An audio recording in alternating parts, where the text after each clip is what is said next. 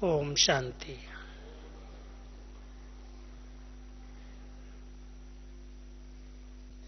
हम सभी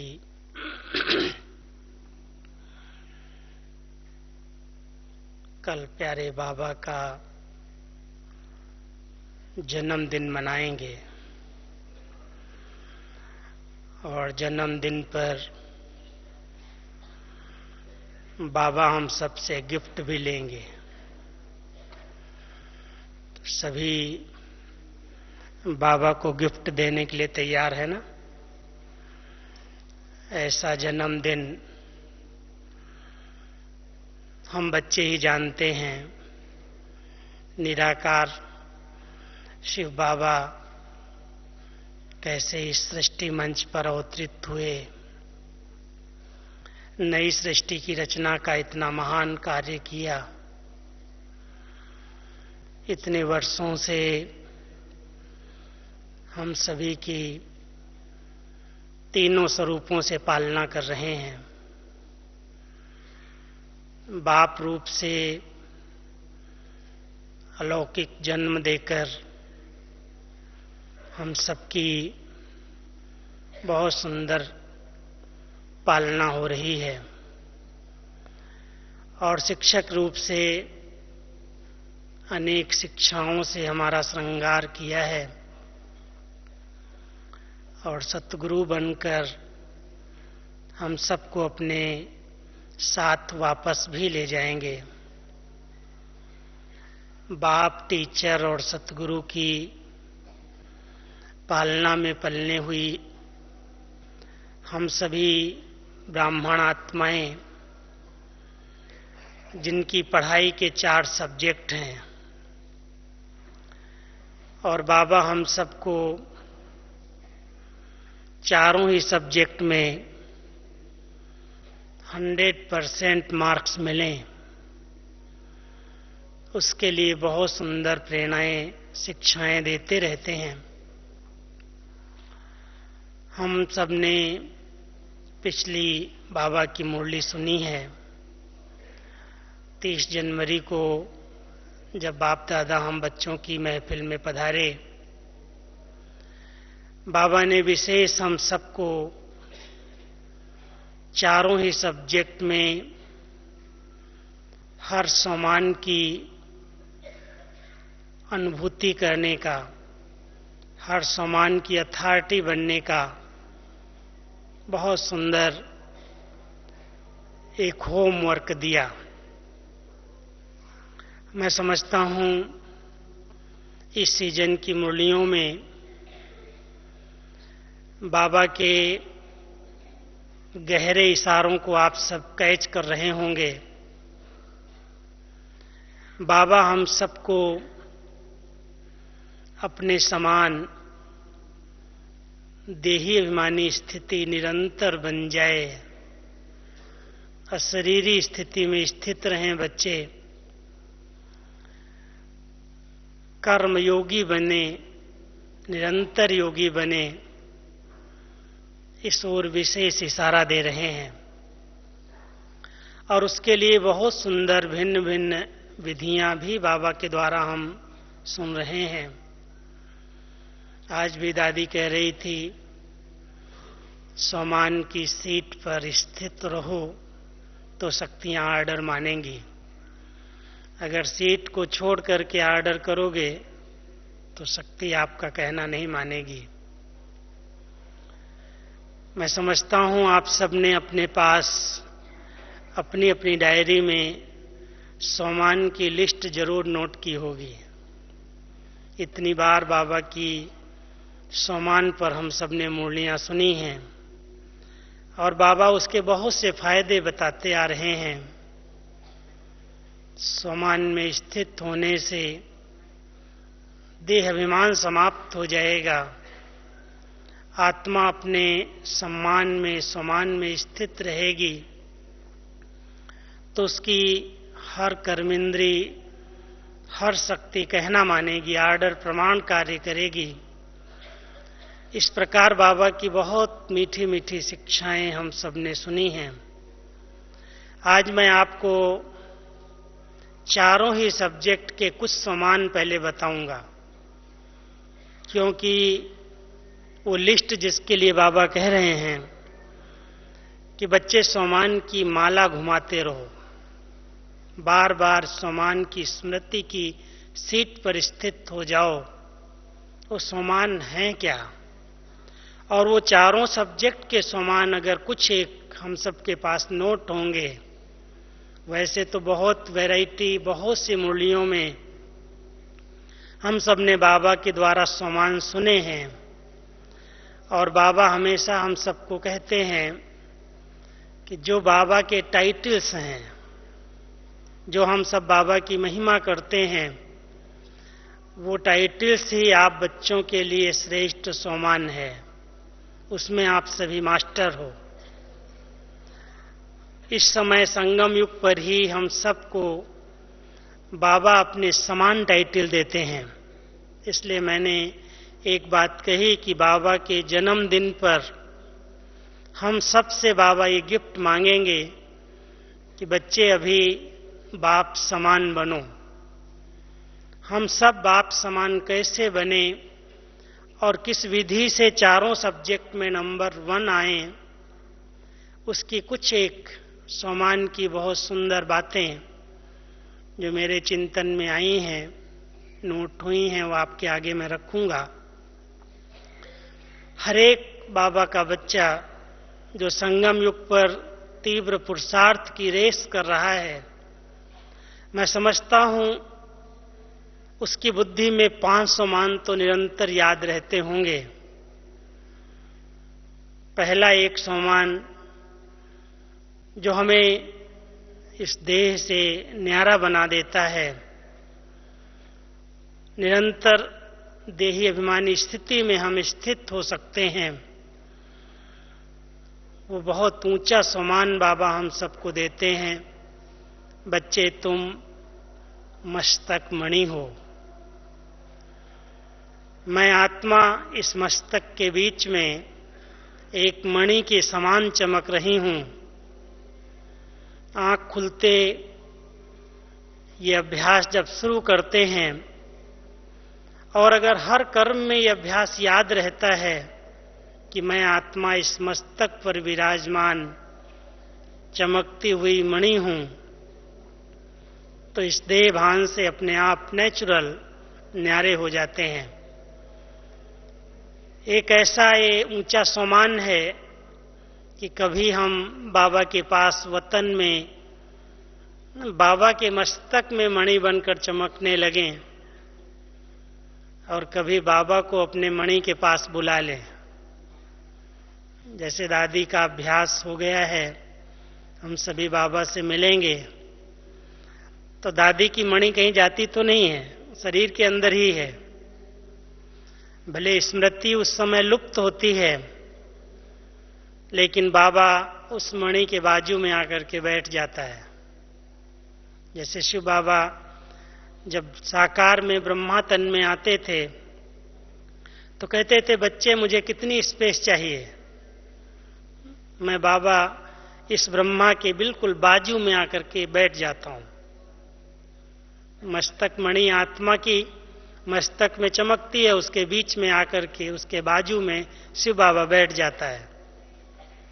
तो बाप और दादा दोनों ही एक ही आसन पर, अकाल तख्त पर विराजमान हो जाते हैं। और अभी दादी के तन में 3 आत्माओं का आसन होता है। दादी की आत्मा तो है ही, लेकिन बाप और दादा दोनों आत्माएं आकर के दादी के बाजू में बैठ जाती हैं। तो 3 आत्माओं का पार्ट है, वंडरफुल पार्ट है। एक आत्मा सोई हुई है, उसको पता नहीं चल रहा क्या मेरे द्वारा पार्ट चल रहा है। 2 आत्माएं अपना पार्ट बजाती हैं, बच्चों से मिलन मनाती हैं। लेकिन दादी ने कौन सा अभ्यास किया? मैं मस्तक मणि हूं, मैं अकाल मूरत आत्मा, अकाल तख्त पर विराजमान हूं। आप देखेंगे जब दादी वतन में जाती है, आप सिर्फ दादी के चेहरे की तरफ देखते रहना। अभी तो बहुत अच्छी स्क्रीन पर सबको दिखाई देता है। कईयों को अनुभव होता है कि कैसे एकदम सारे शरीर से कॉन्शियस डिटैच करके और अपनी भ्रकुटी पर ज्यों स्थित होते बाबा उसको वतन में बुला लेता है। 1 सेकंड में बाबा के पास चली जाती, 2 लाइनें गीत की बजती और चली जाती वतन में। किस अभ्यास से? मस्तक मणि बनने का अभ्यास। तो एक बहुत ऊंचा सोमान है। हम सब अगर इस अभ्यास को बढ़ाते रहें कि मैं आत्मा इस मस्तक में विराजमान एक चमकती हुई मणि हूं, मस्तक मणि हूं, तो इस मस्तक मणि का अभ्यास देही अभिमानी बना देगा। दूसरा एक सोमान है, मैं बाबा की नूर का नूरे रतन हूं, आंखों का तारा हूं। जहान का नूर तो हूं ही, लेकिन बाबा के नयनों में बसने वाली और बाबा को अपने नयनों में बसाने वाली मैं एक नूरे रतन, नूर समान, कितना महीन सूक्ष्म बिंदु आंखों के बीच में जो रहता है, नूर जिसको कहते हैं, उस नूर, मैं आत्मा वो नूर हूं, बाबा के नयनों का नूर हूं और नूरे जहान हूं। जब ये स्मृति रहती है तो इस नजरों के द्वारा कई आत्माएं निहाल होती हैं, किसी की नजर नहीं लगती। नजर जिस पर पड़ जाएगी उसका भला हो जाएगा। इसलिए ये अभ्यास, मैं नूरे रतन हूं और मैं बाबा के नयनों में बसने वाली आत्मा हूं, इसलिए मेरे नयनों में कोई नहीं आ सकता और मेरे ऊपर किसी की नजर नहीं पड़ सकती। ये दूसरा सोमान है। तीसरा सोमान जिसको बाबा कहते हैं, तुम आत्माएं मेरे दिल तख्त पर रहती हो, दिल तख्त नसीन हो।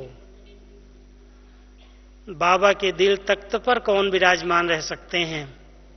जो बाबा के बहुत लवली बच्चे हैं, सपूत हैं, आज्ञाकारी हैं, हर श्रीमत का पालन करने वाले हैं। ऐसे सपूत बच्चे बाबा के दिल पर रहते हैं और उनके दिल में बाबा बसता है। बाबा के सिवाय और कोई नहीं, संसार ही मेरा बाबा है।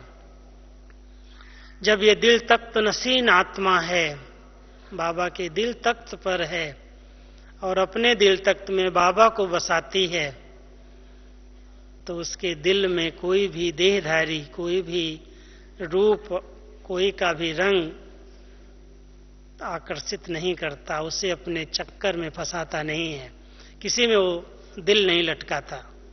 दिल वाला एक बाबा ही है। इन 3 सोमान के साथ साथ एक चौथा सोमान है जो हम सब प्रैक्टिकल अभ्यास में ला रहे हैं कि मैं बाबा की राइट हैंड भुजा हूं। भगवान का राइट हैंड बनना संगम युग पर कितना बड़ा श्रेष्ठ भाग्य है। मुझ जैसा भाग्यवान आत्मा जिनको भगवान के कार्य में सेवा करने का, मदद करने का सौभाग्य प्राप्त हुआ, ऐसी भाग्यवान आत्मा मैं भगवान की राइट हैंड हूं। मैं खुदाई खिदमतगार हूं। केवल सेवा पर नहीं हूं, लेकिन खुदा की सेवा पर हूं, ईश्वरीय सेवा पर हूं। ये अगर 5 सोमान हम सब निरंतर स्मृति में रखें तो बाबा ने कहा बहुत लंबी सोमान की माला है, लेकिन हर कर्म करते ये स्मृति निरंतर रह सकती है। ये सीट स्मृति में रहे कि मैं कौन हूं। जब मैं पनाए, जब मैं शब्द उच्चारण हो, तो इस मैं शब्द को याद करते ही अपने आसन पर बैठ जाओ। कभी भ्रकुटी के आसन पर बैठ जाओ, कभी नयनों में समा जाओ, कभी दिल में बैठ जाओ, कभी बाबा की भुजाएं बन करके सेवा करो। और जब कोई भी कर्म करो तो ये स्मृति रहे, मैं तो ईश्वरीय सेवा के लिए हूं, केवल सेवा के लिए नहीं।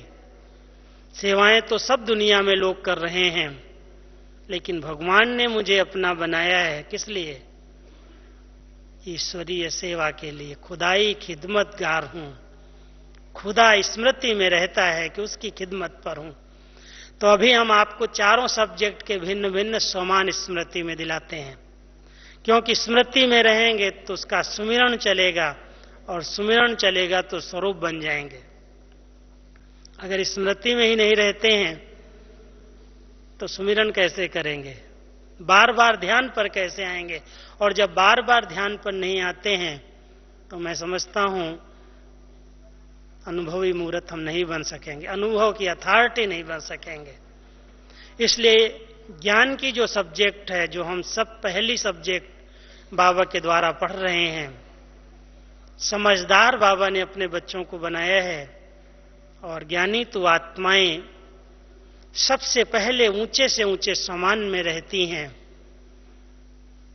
मैं स्वदर्शन चक्रधारी आत्मा हूं, ये अपने अलंकार हैं। ये स्वदर्शन चक्र का अलंकार, जिस अलंकार में जब आत्मा स्थित होती है, धारण करती है अलंकार, स्व का दर्शन करना है, पर दर्शन नहीं, उल्टा चक्र नहीं चलाना।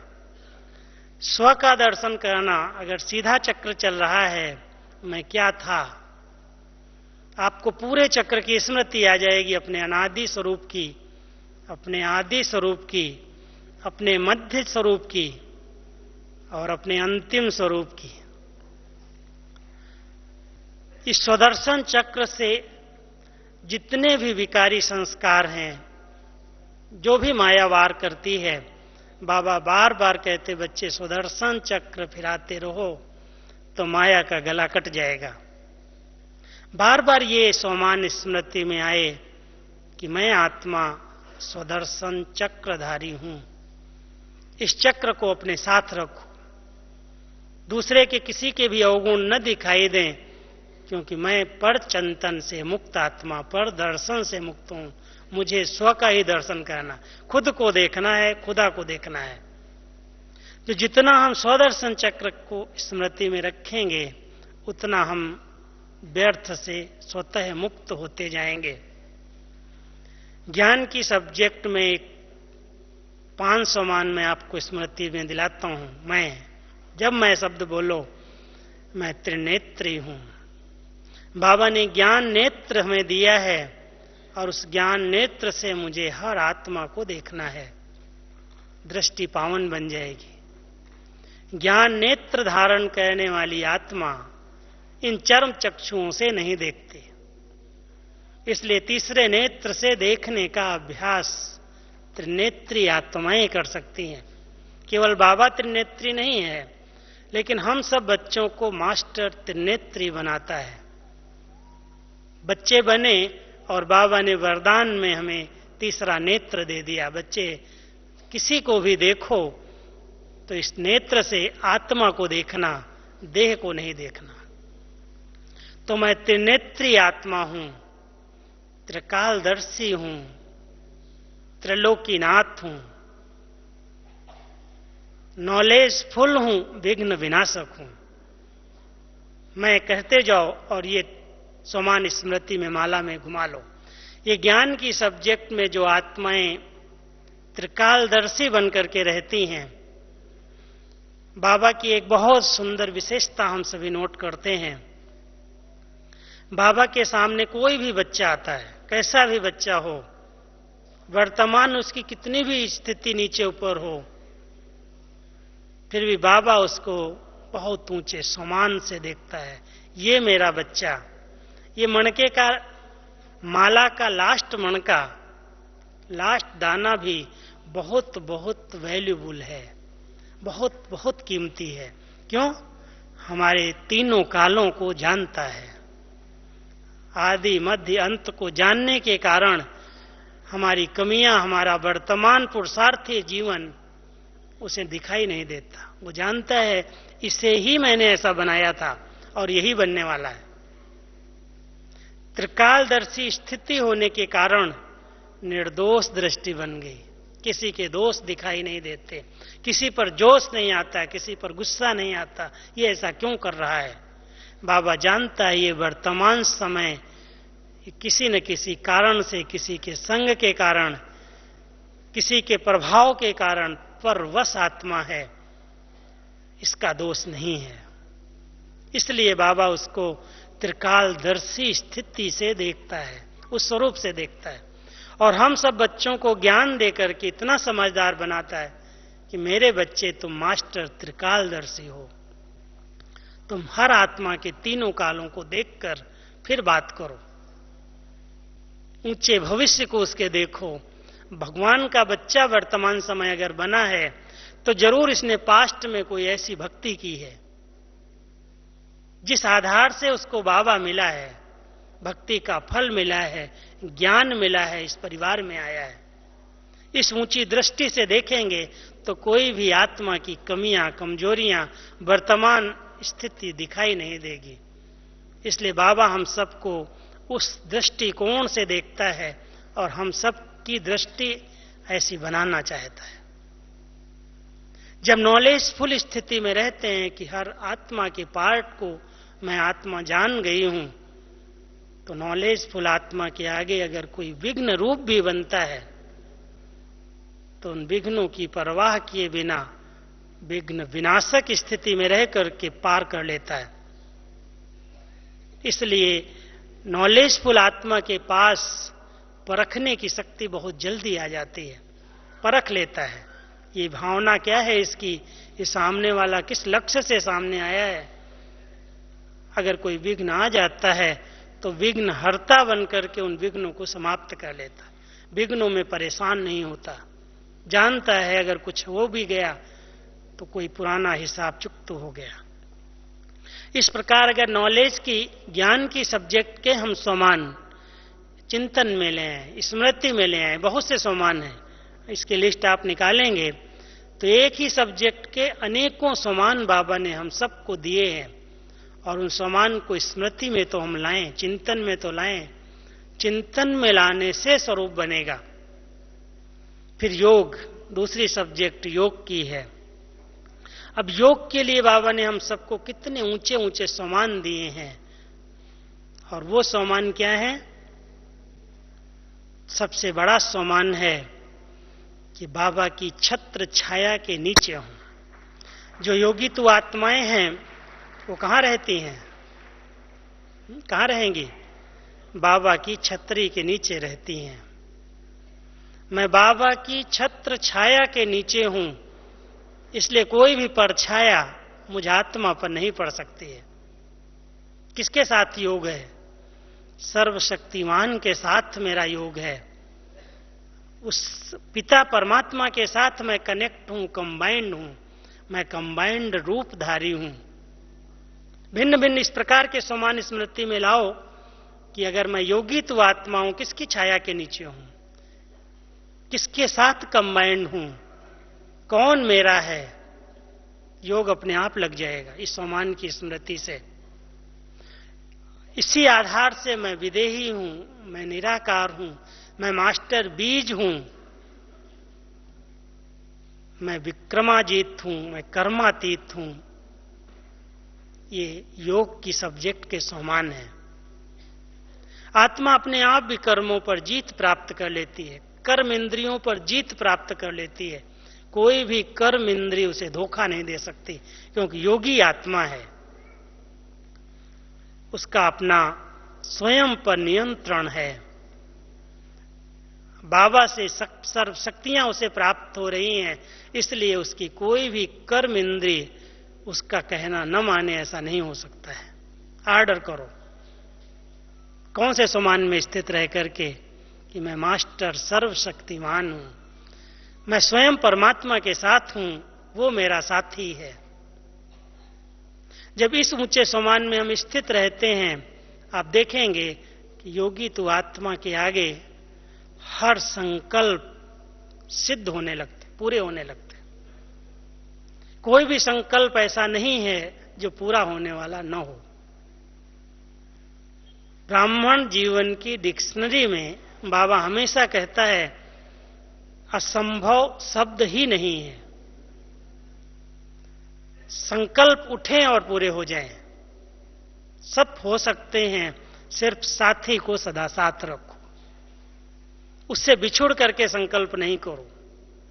ये योग के ऊंचे समान है कि मैं सिद्धि स्वरूप आत्मा हूं। हर संकल्प बोल कर्म सिद्ध होने वाले हैं, क्योंकि मैं भगवान के साथ साथ कंबाइंड रहती हूं। मेरा पिता कौन है, मेरा कनेक्शन किसके साथ है कोई ऐसी दुनिया की हस्ती जो कहे डायरेक्ट भगवान के साथ मेरा कनेक्शन है? इनडायरेक्ट नहीं है। कोई गुरु के माध्यम से, कोई मूर्ति के माध्यम से, किसी देहधारी के माध्यम से हम जुड़े हुए नहीं हैं। परमात्मा डायरेक्ट लाइन हम सभी बच्चों को मिली है। एक बार बाबा ने बड़ी रमणीकता से कहा था, बच्चे तुमको किसकी लाइन मिली है? डायरेक्ट कनेक्शन है। और जब डायरेक्ट कनेक्शन होती है तो उसका फ्यूज जल्दी नहीं उड़ता, बहुत जल्दी लाइट नहीं जाती। हमारे पास एक समय यहां पर एक गवर्नर थे, चन्ना रेड्डी जी, सुना होगा आप लोगों ने नाम। जब वो गवर्नर राजस्थान के थे तो बाबा के घर में मधुबन में बहुत, गवर्नर हाउस में यहां रहते थे ऊपर माउंट आबू में, तो हर दूसरे तीसरे दिन मधुबन आ जाते थे। बहुत बाबा से ज्ञान से प्यार था, बहनों से। तो जब गवर्नर हाउस में रहते थे तो लाइट नहीं जाती थी, और जब पांडव भवन में आते थे तो बार बार लाइट जाती थी। तो उन्होंने पूछा कि ऐसा क्यों, यहां लाइट बार बार क्यों जाती है? तो सभी ने कहा कि गवर्नर हाउस में तो लाइट डायरेक्ट कनेक्शन है, इसलिए वहां की लाइट जाती ही नहीं, और यहां तो थ्रू आता है। तो उन्होंने कहा अच्छा, इनको भी डायरेक्ट लाइन दे दो। तो डायरेक्ट लाइन जब से मिली तो लाइट जाना बंद हो गई। तो बाबा भी कहता है, बाबा ने मिसाल देकर के कहा, देखो डायरेक्ट लाइन मिलते ही लाइन जाना बंद हो गई, लाइट जाना बंद हो गई। और तुम बच्चों को तो भगवान ने डायरेक्ट लाइन दिया एक एक को, तुम्हारी लाइट क्यों जाती है? क्यों फ्यूज उड़ता है? कोई ज्यादा लोड डाल देते होंगे ना। जब बुद्धि पर बहुत लोड डाल देते हैं, बहुत सोचने लगते हैं, बहुत प्रकार के चिंतन करते हैं, बहुत व्यर्थ सोच लेते हैं, तो लोड पड़ जाता है। और जब लोड ज्यादा आ जाता है तो कितना भी पावरफुल फ्यूज होता उड़ जाता है। इसलिए बाबा कहता, बच्चे ज्यादा लोड नहीं डालो अपने ऊपर, जो जवाबदारियां हैं, जो लोड है मुझे दे दो। डायरेक्ट लाइन के साथ कनेक्ट होकर के, बाबा के साथ कनेक्ट होकर के रहो। तो हम सभी जब चाहें हम बाबा से ले सकते हैं, कनेक्शन जोड़ सकते हैं, शक्तियां ले सकते हैं। विधि मालूम है, एड्रेस पता है, जहां बैठो, जहां हो, जिस रूप में हो, हेलो करो और बाबा से बात कर लो। टाइम लगता है क्या? सेकंड से भी कम समय। बाबा कहते सेकंड भी क्यों कहते हो? संकल्प उठे और बाबा के पास पहुंच जाओ। यही तो योग है, इसी से शक्ति मिलती है। तो हम सभी योग की सब्जेक्ट के जो समान हैं उनको बार बार स्मृति में लाएं। कर्म इंद्रिय जीत बन जाएंगे, विक्रमाजीत बन जाएंगे, कर्मातीत बन जाएंगे। ये एक अनुभव में आ जाएगा कि मैं आत्मा मास्टर हूं। फिर धारणा की सब्जेक्ट के समान देखो, कितने बाबा ने धारणा की सब्जेक्ट के समान दिए हैं। बच्चे तुम, बच्चे मेरे, मास्टर मर्यादा पुरुषोत्तम हो। पुरुष नहीं, स्त्री नहीं, उत्तम पुरुष आत्मा हो, मर्यादाओं में चलने वाली आत्मा हो। मर्यादाएं हमारे जीवन का श्रृंगार हैं, इसलिए तुम मेरे बच्चे श्रृंगारी मूर्त हो, दिव्य गुणधारी मूर्त हो। समान स्मृति में लाओ, मैं ये हूं, मैं श्रृंगारी मूर्त हूं, मैं दिव्य गुणधारी मूर्त हूं, मैं मास्टर पतित पावनी हूं, हर पतित आत्मा के पापों को नष्ट करने वाली हूं। ऐसी दिव्य गुणधारी मूर्त आत्मा जो होली हंस होकर के रहती है, मोती चुगती है, कंकड़ छोड़ देती है, धर्मात्मा बन जाती है, महात्मा बन जाती है। ये समान स्मृति में दिलाओ, मैं धर्मात्मा हूं, मैं महान आत्मा हूं, मैं देव आत्मा बनने वाली आत्मा हूं। जितनी दिव्य गुणों की धारणा होती जाएगी, ये समान अपने आप स्मृति में आएंगे, और स्मृति में आते ही एकदम धारणा मूर्त होकर के रॉयल संस्कार, पर्सनैलिटी वाले संस्कार अपने आप बनते जाएंगे। अगर नहीं है, रॉयल्टी नहीं आई संस्कारों के अंदर, तो इसका कारण है कि हम अपने ऊंचे स्वमान में नहीं रहते। अगर हमें ये स्मृति रहती है कि मैं महान आत्मा हूं, मैं देव आत्मा हूं, मैं धर्म आत्मा हूं, मैं पुण्य आत्मा हूं, लिस्ट निकालो अपने पास, लिखो। ये दिव्य गुणधारी आत्मा के समान है, और इस समान में रहने से जो उसकी श्रेष्ठताएं जीवन के अंदर आती हैं, दिव्यता आती है, अलौकिकता आती है, उसके जीवन की रियलिटी दिखाई देती है। ये देवता बनने वाला है। सब कहते तो चलता फिरता देवता है, चलन में वो रियलिटी, वो संस्कार, वो पर्सनैलिटी आ जाती है, दिखाई देने लगता ये है, बनने वाला नहीं है। हम सबको ये स्मृति में रहे, जितने दिव्य गुणों से आत्मा संपन्न बनती जाएगी, गुणवान बनती जाएगी, उतना ही उसके जीवन में, चलन में, चेहरे में वो दिव्यता, वो अलौकिकता, वो रूहानियत अपने आप झलकेगी, दिखाई देगी, चेहरे से दिखाई देगी। तो मैं ऐसी आत्मा हूं, स्मृति में लाते, मनन चिंतन करते, उसका स्वरूप बन जाते। ऐसे चौथी सब्जेक्ट जो बाबा ने हम सबको पढ़ाई, सेवा की। हम सब सेवाधारी आत्माएं हैं। हमने पहले ही कहा कि हम खुदाई खिदमतगार हैं। हमें बाबा ने सेवक बनाया है, और सेवक माना ही नम्रचित, निरहंकारी, सुखदेव, सुख देने वाले, जो जितनी निमित्त स्वरूप में रहती है। मैं करनहार नहीं, बाबा करावनहार है, मैं आत्मा करनहार हूं। जब ये स्मृति आ जाती है कि करावनहार वो है जो करा ले, मैं क्या करता हूं, अहंकार नहीं आता, कभी दिखाई नहीं देता। इसको तो बड़ा चलने में रोब दिखाई देता, ये तो अहंकार दिखाई देता है। इसने थोड़ी सेवा क्या की, तन से, मन से, धन से, ये तो बहुत बड़ा नशा दिखाता है। करेगा थोड़ा सा और दिखाएगा बहुत, वर्णन चिंतन बहुत करेगा। लेकिन सेवाधारी, सच्चा सेवाधारी, खुदाई खिदमतगार, निमित्त समझ करके निर्माण चित्त रहता है। जैसे बाबा अपने को सदा ही कहता, मैं ओबीडियंट सर्वेंट हूं। कभी भी नहीं कहा कि मैं बहुत बड़ी अथॉरिटी हूं, मैं बहुत बड़ा हूं, मैंने बहुत सेवाएं की हैं। भले समान है, मैं विश्व परिवर्तक हूं, विश्व सेवाधारी हूं, लेकिन विश्व सेवाधारी माना ही जितना ही ऊंचा नशा है, उतना ही नम्रता है, झुका हुआ है, अहंकार नहीं है। तो निरहंकारी, निराकारी, निर्विकारी, ये जो स्थिति है वो निमित्त समझने से, निमित्त सेवाधारी समझने से अपने आप आ जाती है। ये समान है आत्मा के कि मैं एक सेवक हूं, मैं वर्ड सर्वेंट हूं।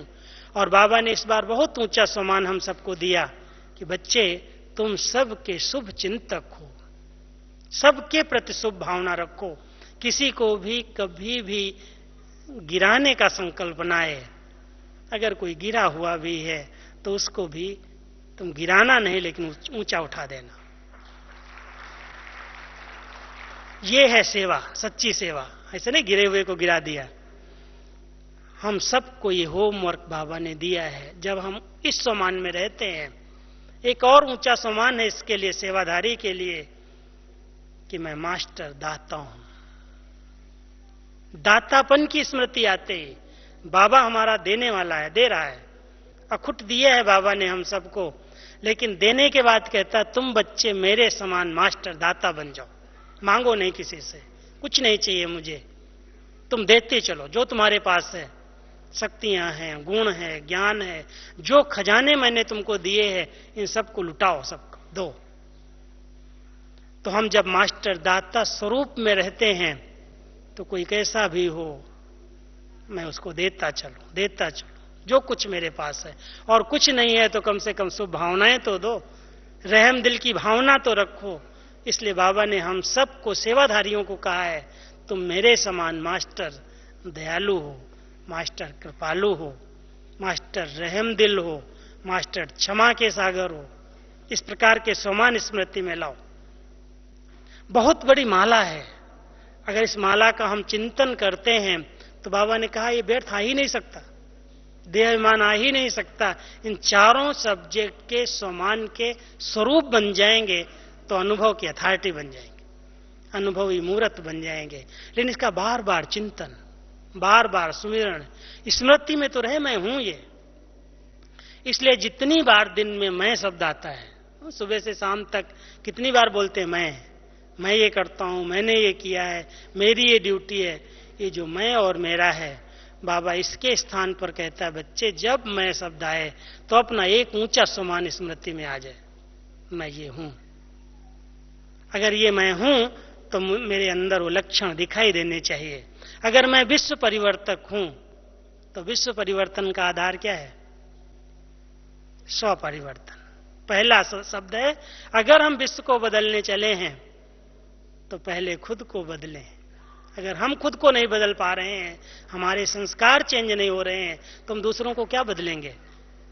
इसलिए बाबा ने कोई भी सम्मान दिया है तो उस सम्मान के पीछे बाबा ने हम सबको कोई न कोई एक ऊंची धारणा सुनाई है। तो ऐसे सम्मान की स्मृति में आते ही जब हम कह दें कि मैं मास्टर पतित पावनी हूं, भगवान का टाइटल है ये, बहुत ऊंचा टाइटल बाबा को सबने दिया है। पतित पावन कह करके कितनी आत्माएं डुबकी भी लगाएंगी, गंगा में भी स्नान करेंगी, फिर भी ध्यान जाएगा पतित पावन वो है, परमात्मा ही है।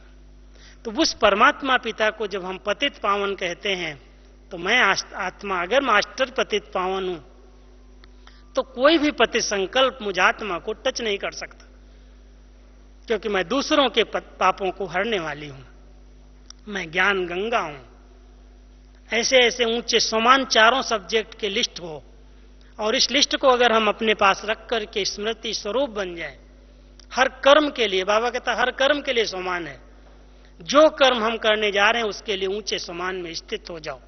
चलो उस कर्म के प्रमाण यदि वो समान याद नहीं आ रहा है तो ये 5 समान जो पहले पहले बताए, किसी एक समान को लेकर के आप अभ्यास करके देखो, अपने आप निरंतर योगी बन जाएंगे। तो वर्तमान समय हम सबको बाबा निरंतर योगी, कर्म योगी, सहज योगी, सदा योगी कहता है। योगी माना योगी जीवन, योग लगाने वाले नहीं।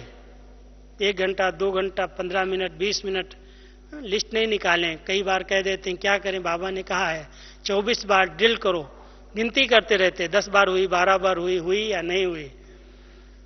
कई ऐसे अभ्यास करते हैं और समय देखते रहते 5 मिनट हुआ है 2 मिनट हुआ। मैं कहता हूं कौन सी कॉन्शियस थी, वो एक्शन कॉन्शियस थी, सोल कॉन्शियस थी या गॉड कॉन्शियस थी? आप देखेंगे अधिकतर अगर ये इस प्रकार की कोई गिनती करता है तो गिनती कॉन्शियस बन जाता है, सोल कॉन्शियस नहीं रहता। इसलिए जब समय मिलता है, जितना समय आप कर सकते हो, दिल शिकस्त होने की बात नहीं है। बाबा ने ऐसे नहीं कहा थक करके छोड़ दो, तो होता ही नहीं है। जितना होता है जब मिलता है समय, जैसे आज दादी कह रही थी खाना खाते समय, पानी पीते समय, सोने जाते हो, नींद खुलती है, जिस समय समय मिला उस समय सेकंड में अशरीरी बन जाओ, विदेही बन जाओ, फरिश्ते स्थिति में स्थित हो जाओ, लाइट के घेरे में आ जाओ। अगर इस प्रकार का अभ्यास हमारा हो जाए तो हम सहज योगी, निरंतर योगी बन जाएंगे, समय की सीमा समाप्त हो जाएगी। इसलिए हम सब अनुभव की अथॉरिटी बने और समान की एक चिंतन में, स्मृति में इस माला को ले आए, तो हमारा ये जीवन सदाकाल के लिए योगी जीवन बन जाएगा। ओम शांति।